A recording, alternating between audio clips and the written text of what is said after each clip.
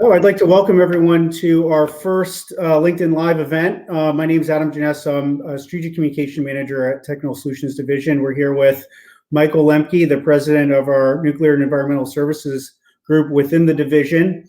As I mentioned, this is our first time with this format, so I apologize if there are any technical glitches or delays.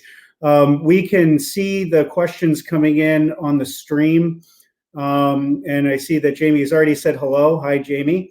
So feel free to ask your questions there. For members of the media, please reach out to me if you would like after the event, if you'd like to ask any follow-up questions, and we can arrange for that. But without further ado, I'd like to give Michael an opportunity to introduce himself and give a few introductory remarks about where the division is headed and some of the success that HII has had across the complex. So Michael, take it away. Well, thanks, Adam. My name is Michael Lempke. I'm the president of HII's Nuclear Environmental Group. Very happy to have an opportunity to do this and be the initial guinea pig for the LinkedIn Live platform. So, not everybody is familiar with HII or how we fit into the complex. So I thought I'd just start and sort of familiarize everyone with where we are and what we do and how we partner with the department across the complex. So first and foremost, I think I would lay out for you that we are a nuclear company. We're not a company that also does nuclear. Nuclear is in our DNA, and it runs from the chairman of the board to the CEO to the president of the division to many of the folks on our team having been in nuclear services the entirety of their career, both in DOE, for the Navy's nuclear program, and an increasing number of folks with strong commercial nuclear experience. We have an opportunity to partner with the department at 4 sites right now. We have our original site, if you will, from back in 2008, where we still perform at the Savannah River site as part of the SRNS partnership. Very proud to serve there. When you think about the work that's happening, we're contributing materially to national security across the full breadth of the scope of work at that site, from managing tritium to driving engineering excellence to environmental management and stewardship. HII is supporting the partnership in many ways. At the Los Alamos National Laboratory, we're an embedded partner in the Triad organization as an embedded subcontractor, and we actually have a responsibility for the nuclear production aspects there within TA-55 and Plutonium Facility 4. So we have hands-on pit production and are managing some of the most important aspects of national security in support of the very broad mission of the Los Alamos National Laboratory. Incredibly proud to be part of that team. At the Nevada National Security Site, another site with a very broad portfolio of national security mission aspects, from stewardship and the increase in the subcritical pace of play to the mining that is going on in support of future capabilities and the ever-increasing focus on global security aspects of the availability of that national geological site. Very happy and proud to be part of the team there. And then at the Los Alamos Legacy Cleanup Project, we're part of the partnership there, where we are, again, working to restore the land of northern New Mexico and to execute our responsibilities for environmental stewardship, believing as we do that environmental security is actually a critical piece of national security. So as we maneuver around the complex in support of our partners, both our industrial partners and the Department of Energy as our key critical partner, what we continue to do is leverage the legacy of the nuclear work and the skills and abilities of our sister division in Newport News Shipbuilding, and leverage that legacy of disciplined nuclear operations really built on a foundation of successful execution of complex nuclear projects over the decades. So that is sort of a nutshell of who HII has in the complex and where we fit in, and would be happy to entertain questions from you all. Thanks, Michael. Yeah, we're getting more and more folks logged in and joining the stream. So welcome to those of you who just joined. If you want to use the chat feature within LinkedIn, you can ask Michael your question there. I'll ask a quick question, Michael.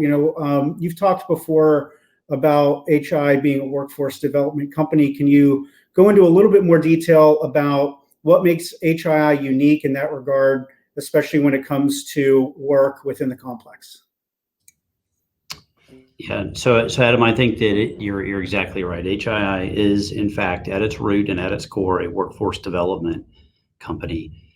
And we focus on that with laser-like precision. And just as an example of one of the things that we do here on our team, we have Nuclear Environmental Group employees, about 100 of them right now, that are deployed into Newport News Shipbuilding in support of key critical work there. I believe we're supporting 13 different ships, 28 departments in support of the Navy's needs for nuclear-powered warships.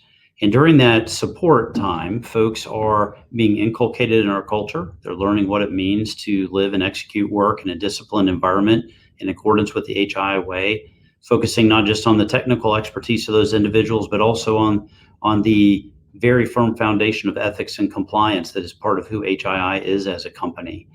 And after a period of time there developing those skills, that team will deploy out to the various DOE sites in support of really critical work for the department. And we'll just give you an example. We recently took 5 engineers who have had about 3 years on average in the Newport News shipbuilding arena, becoming skilled, becoming nuclear trained, inculcated in that culture, and they've gone out to Nevada in support of some operational needs there. And that provides a benefit to Nevada, and they get someone who's a full up round, ready to go, not just nuclear degreed, but nuclear trained, nuclear qualified, has worked in an industrial environment and actually been mentored and developed into an asset. And the reason we're doing that is that ultimately, 10 years from now, those folks will actually be senior leaders in the energy complex, helping to further the execution of the critical mission work that is the responsibility of the Department of Energy.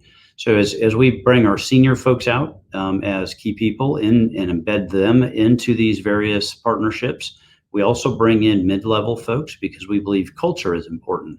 And if culture is truly the manifestation of the behavior of an organization's leaders, then you need a lot of leaders out there to drive and instill culture. So we actually seed highly capable, disciplined HII folks into various levels of the partnerships, specifically focused on driving operational excellence, disciplined operations, and helping drive that cultural aspect down into those organizations. When you look across the complex, they have a lot of senior leaders, and part of our responsibility as leaders is to develop our replacements. We take that very seriously. We have a lot of folks being groomed to be that next generation of disciplined nuclear leadership, and that's a big reason for our support to the Waste Management Symposia, again, based on the scholarships and the advancement of STEM, because that next generation is actually a very key critical piece for us to all be working on. So HII really focuses on that. Thank you, Michael. So I do see a couple questions coming in from Wayne Barber from Weapons Complex Monitor. Thank you, Wayne, for joining us. Thank you for the rest of anyone from media. Please feel free to ask your questions, and anyone not from media. This is an open discussion, so thanks for everyone who's joining. So Wayne asks, he thanks you for holding the event and asks about your confidence of N3B beyond 5 years at Los Alamos. And then he asks a second question about any information or percentage of workers getting vaccinated. Can you touch on both of those areas, Michael? Sure. So Wayne, thank you. Good to hear from you. Sorry I can't see you. So I don't have any intelligence as to what the department's going to do on any contract past that space here. What I am very confident in is the ability of N3B to continue to perform at a very high level. When you look at what we have done in collaboration with our partner and the department at N3B, I'm very, very proud of the work that's been accomplished out there.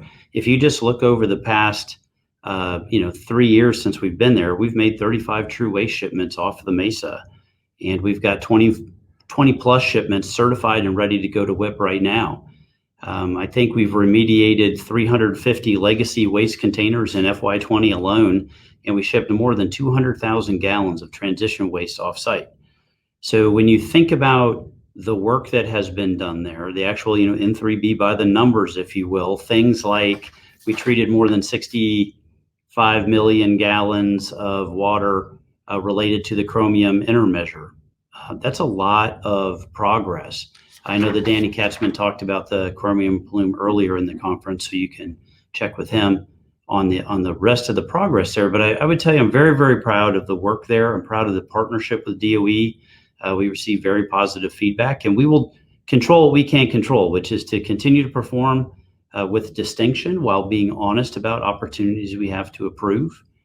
You need to be properly self-critical in this business so that you can continue to improve. And the team there is very focused on doing better. Although I would stipulate they're doing pretty well right now. The information on workers getting vaccinated in 3B and elsewhere, I would say no. I mean, I think that changes every day, Wayne.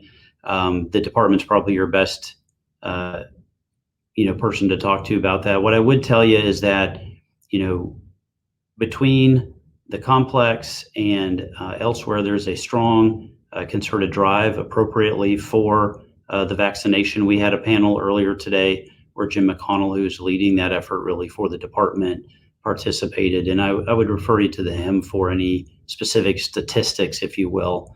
But we're very supportive of what we can be in the complex from that regard. Thanks, Michael. Wayne, please feel free to ask any follow-ups if you'd like. Michael, on the issue of vaccines, our CEO, Mike Petters, has talked about the importance of the vaccination program on TV recently on his CNBC appearance. Can you shed a little bit of light on how we're doing across HII when it comes to vaccines and our partnerships with the state and how that dovetails into us as an industrial partner in our communities that we serve? Sure. So I provide a little bit of a linkage even beyond that, Adam. One of the things that we started, and we talked about this in a panel earlier today, our tie into FCOG, where I happen to serve as the chair, we immediately went to partnership with every aspect of the department across the complex about a year ago, which I know is hard to imagine, but it really was about a year ago. And the ultimate drive out of that was an FCOG manual that actually laid out some operational protocols to help us continue to execute essential work in the safest way possible while taking care of our folks. And just to illustrate the importance of the lesson learned aspect of FCOG and how important transparency and sharing across the lines is to HII, we immediately shared that manual with both shipyards. Those lessons learned were rolled in, made available to the shipyard, and we took ideas and lessons from the shipyards and put them into the manual, as did many other industrial partners that focused on that, to make sure that our focus of protecting workers, executing work safely, and still meeting the mission was something we could do together in a collaborative fashion. So I think that was a very good effort at the very beginning of this. And I think if you were to ask, the boss, he would tell you we had very similar guiding principles within the HII's response, right? The ultimate piece was the safety and flexibility of our employees was, and always will be paramount, that we had to protect a critical national asset that really were the employees. If you think again about being a workforce development company focused on generations of leaders, our workforce is an asset, just as it is within the Department of Energy. And I think the department did a great job working to preserve that national asset. And then we wanted to make sure that we could hyper communicate to ensure that our employees got the facts, right? That there was a lot of confusion at the beginning, and we wanted to make sure that we were a fair sounding board to distribute facts. And the department really echoed those same three guidelines. So I think there was a really strong corollary between those. I would say that we have, in recent weeks, the HII has received vaccines from the various state departments of health. I think the last number I had seen that we had been able to vaccinate about 3,400 employees out of 43,000. So there's plenty more to go. I would say that there is lots of important work that has happened to get us to this stage of the pandemic. Lots of important work going on right now with the distribution and rollout of the vaccine. And I think that all of that is critical because there's an awful lot of important national security work on the other side of the pandemic that needs to get done.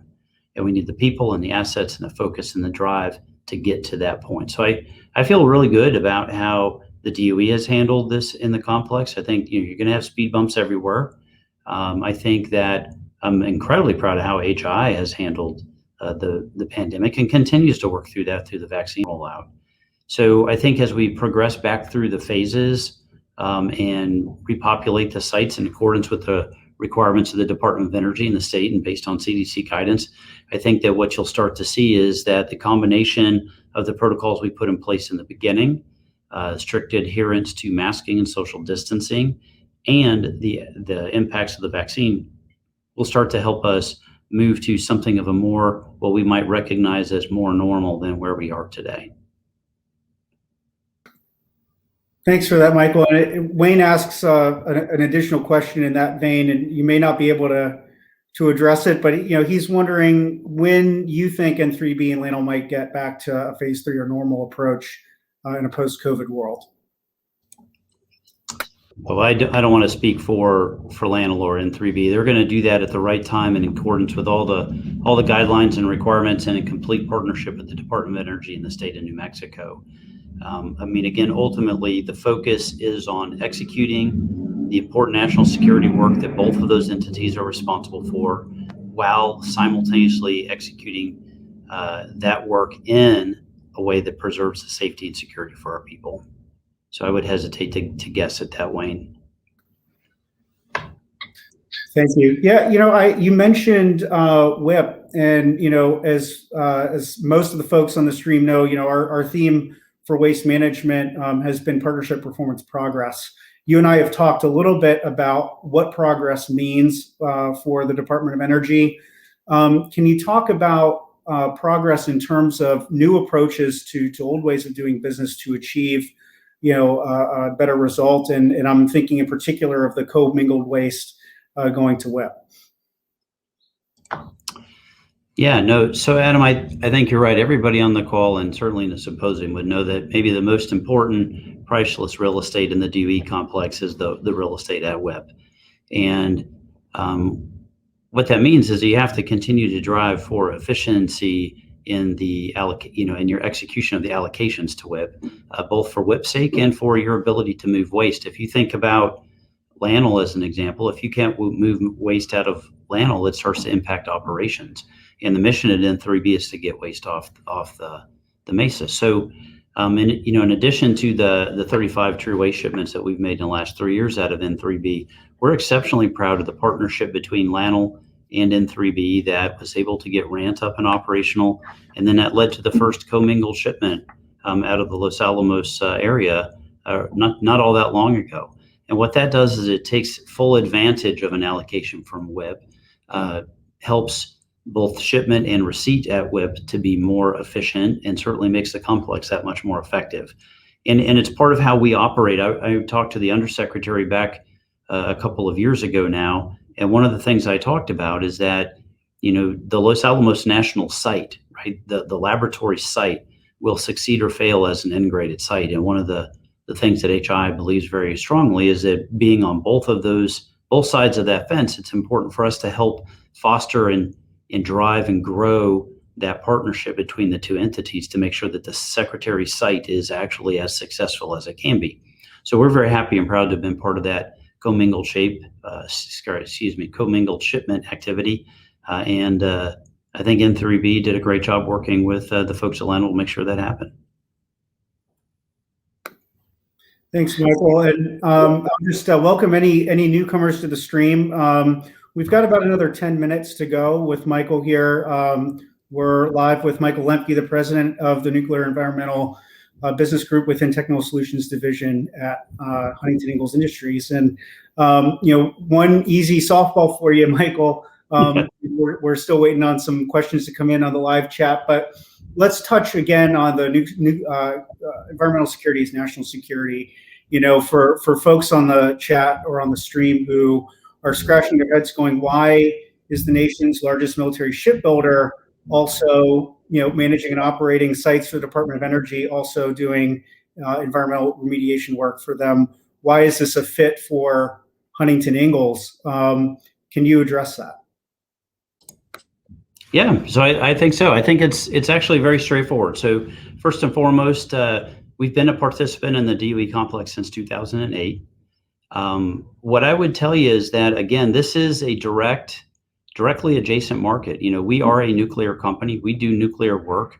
We deal with defuelings and refuelings and inactivations and construction. We take reactors live for the very first time as a regular matter of business, and we do it safely, and we do it in compliance with all the requirements, and we do it very well.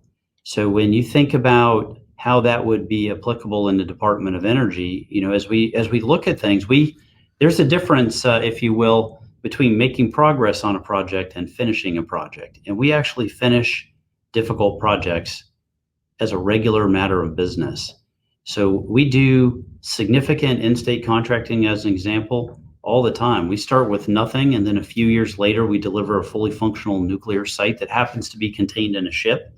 It goes to sea in some cases for 23 years before it's refueled, and it has a 50-year lifetime, and then it comes back home to HII to be dealt with. So we take the cradle-to-grave responsibility of nuclear operations very seriously. It is part and parcel to who we are as a company, and I would submit that we are among the very best in the world at disciplined nuclear operations. So when you look at the work that needs to be done within the Department of Energy in support of their mission, it actually is essentially the same. It is a critical national security activity that requires disciplined nuclear operational skills, and it matters. So what we focus on is work that matters, right? I mean, if you go to work every day, you want to make sure that what you're doing has an impact beyond what you do today. And for us, support of national security is not just something we do, it's actually who we are as a company. And we believe that this is a higher calling. It's not just a job. So we're very proud to partner with the Department of Energy in support of their missions. Thank you, Michael. Yeah, it reminds me, when our CEO, Mike Petters, has talked about our work, he's often referenced the fact that, these aircraft carriers live for decades, right? That our impact is, measured in half centuries. And so we have that culture and that approach to everything that we do.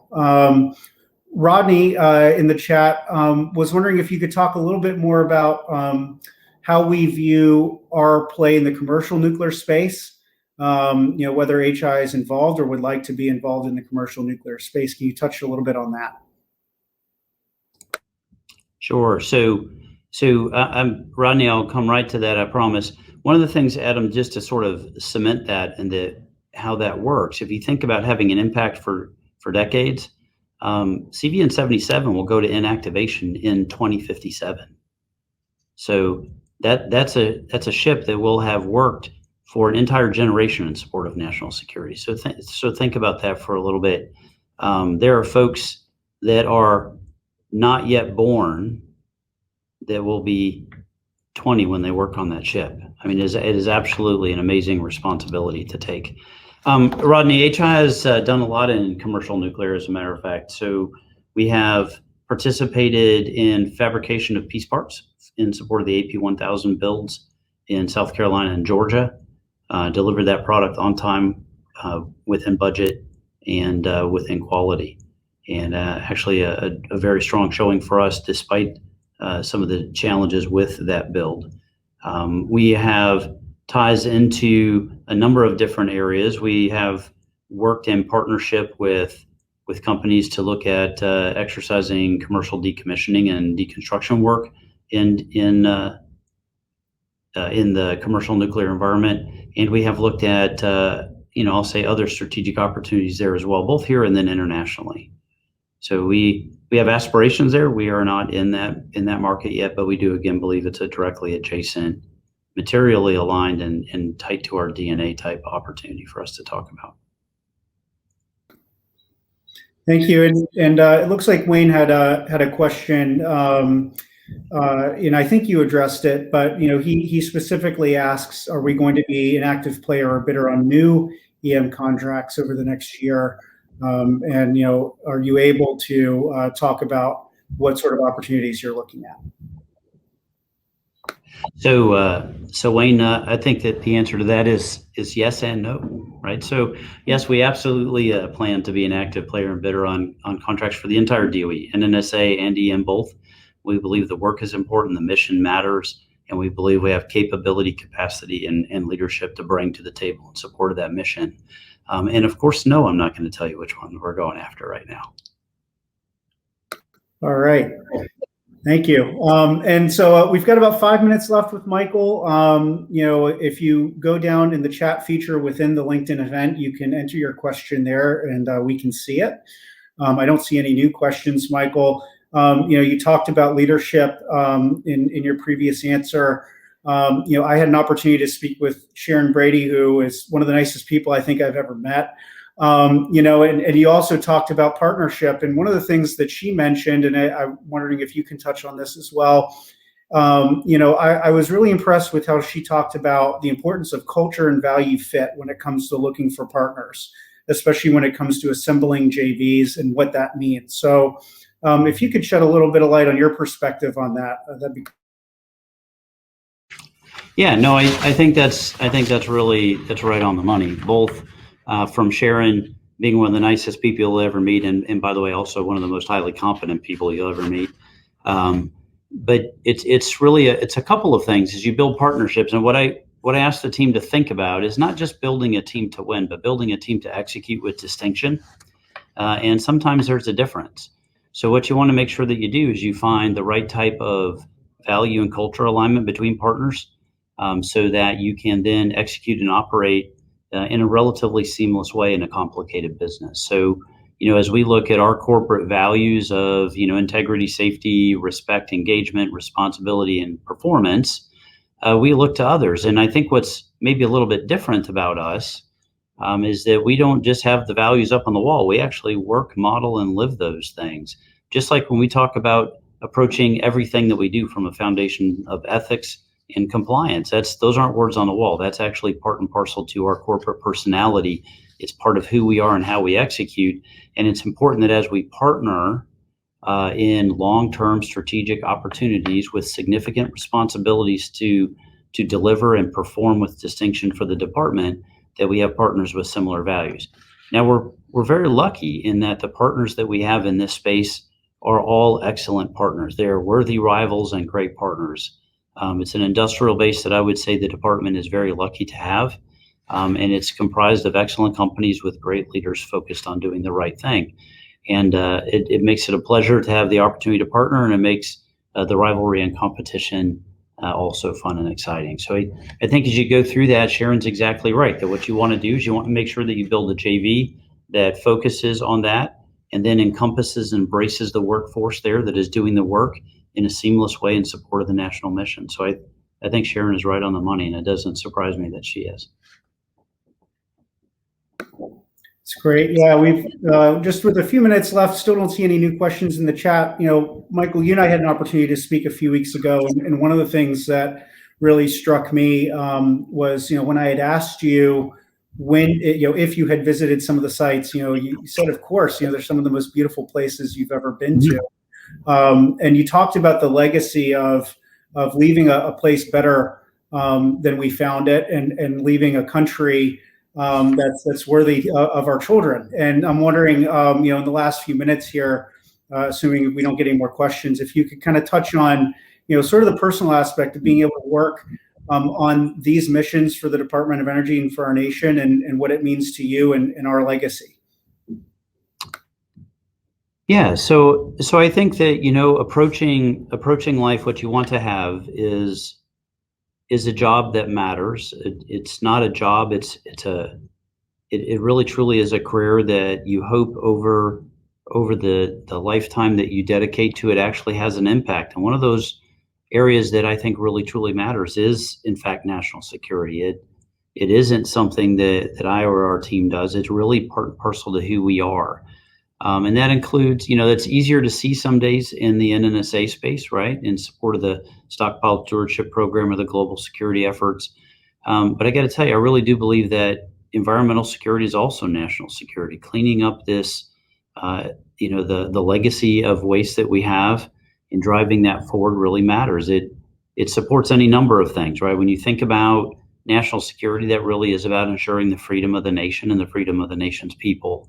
And that's freedom to do things like drink clean water. It's not to have to worry about whether the water is safe. Freedom is to be able to maneuver in the mountains of New Mexico and understand that the land has been remediated to a level that it is safe to do that. It's a responsibility that we have, and we take it very seriously. When you think about, HII as a company, we are very used to being the largest, most important economic portion of the economy in the communities within which we live. And what that really translates to is that our workforce in many cases is the community. And that means the responsibility to our workforce, the responsibility to our customers, and the responsibility to the nation all commingle in a way that is very powerful when you think about it. And you think about a lasting legacy that a company can leave. You think about a legacy that leaders can leave, and the goal is to leave the place a little bit better than you found it. And we do that, I think, every day in the Department of Energy. The Ingalls and Newport News divisions do that. When they deliver a product, they don't deliver a product. They fundamentally change the balance of power in the globe. It is a powerful, powerful piece of the puzzle, and I just couldn't be any prouder than to be part of this company. Well, thank you, Mike. I really appreciate you participating in this event. Thank you to everyone who joined. Apologies if there were any technical issues that we didn't catch. This is our first time doing it. Please feel free to reach out to us via our LinkedIn page if you have any additional questions, or if you have my contact information, feel free to reach out to me as well. So this concludes our live chat. This has been Michael Lempke, President of Nuclear Environmental Services for the Technical Solutions Division at Huntington Ingalls. And with that, we will close the chat. Thank you very much. Thanks, everybody.